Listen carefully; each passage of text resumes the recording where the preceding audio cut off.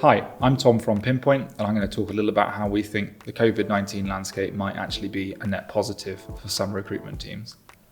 I think we speak to loads of people, kind of different industries, different sizes, different countries. I think actually for some, Covid has been a disaster, unsurprisingly, and we're not here to claim anything to the contrary.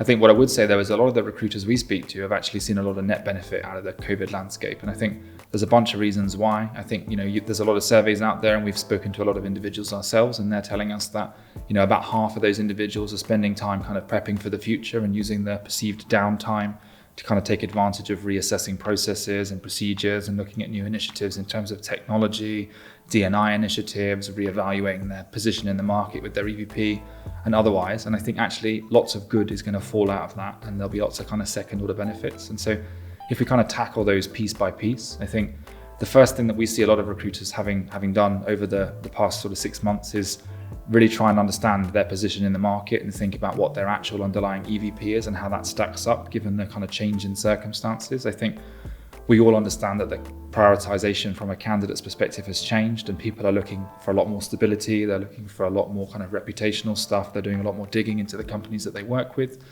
And that's prompted a lot of recruitment teams to really think about how much content they're sharing, what their positioning looks like, what their careers experience and their application journey looks like, and sort of working a lot harder to give a candidate the experience that kind of they'd be proud of in today's market. And I think it looks like Covid-19 has kicked a lot of teams into gear from that perspective. I think the second thing we've seen people do, and we hear this time and time again, is that, pre-Covid, everybody was so busy with business as usual and looking after an actual day-to-day recruiting activity that they struggle to find time to evaluate kind of best practice and changes in process and newer technology platforms and things like that. We get a lot of people come to us at Pinpoint and say, hey, we didn't know you guys existed because we'd not looked into the market for the past few years. We're amazed at what we can actually do now, not just with Pinpoint, but with tools across the entire recruitment stack. And I think we've seen people spend more money, see people spend more time really evaluating what's out there and how they can kind of change their technology for the better in terms of A, for the candidates, but also B, streamlining their internal processes and procedures around recruitment. And I think thirdly, we've seen a lot of people take stock of diversity and inclusion. I think obviously alongside COVID, we've had lots of big kind of global movements on the equality space, in the diversity space, and some kind of unfortunate global events that's really caused people to take stock there.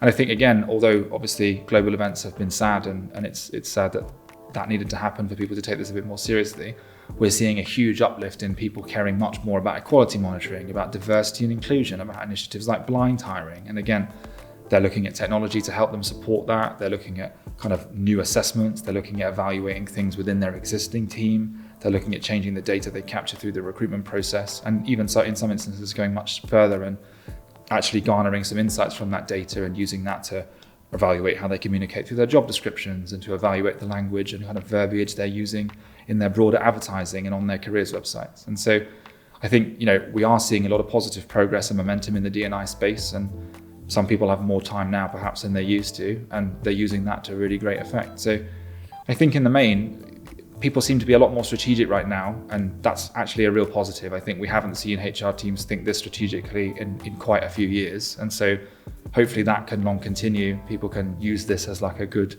starting foundation to kind of build on an ongoing basis. And let's hope that they don't take all the good work they've done over the past 3, 4, 5, 6 months even, and consider it done and then carry on with business as usual. Let's hope that this is kind of a constant iterative change and like the new normal from a recruitment perspective.